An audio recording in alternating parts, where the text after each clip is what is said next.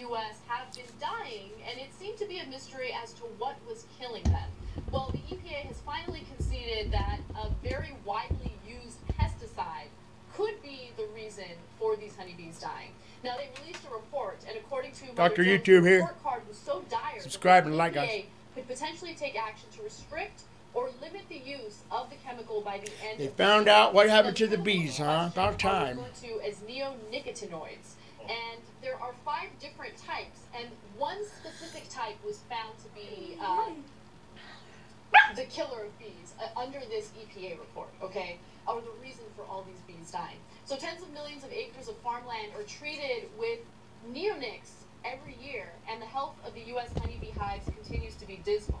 Now, reviewing dozens of studies from independent and industry-funded researchers, the EPA's risk assessment team established that when bees encounter these pesticides at levels above 25 parts per billion, a common level for neonics in farm fields, they suffer harm. These effects include decreases in pollinators as well as less honey produced. So what happens is there are certain, agricultural fields and crops where we use these pesticides, specifically soybeans, cotton, and there was one more, citrus. And so you use these pesticides, and it ends up in the pollen of, the fruits, the flowers, and the bees consume that pollen, and then it leads to them either becoming ill or just dying. Yeah, it actually shuts down nervous systems. Yes, yes.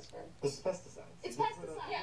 I mean, it's an insecticide, and so it's funny because you're reading the article and they're like, insecticides affect bees, and you're like, yes, it's a freaking insecticide. No, but that's holy shit. That's a testament to how corrupt everything in this country is right Huh. now. Because the EPA could not just admit to this, could not concede to it. Okay, well, colony collapse disorder is like everyone's flipping out because we just have honeybees disappearing at a rate. I think the honeybee population in the U.S. is now less than half of what it was at the end of World War II. Yeah. And 1 in 3 bites of food that we eat originates from bees. It's a huge, terrifying. Like, we're all gonna die. This is a huge issue. It's really gonna impact our food.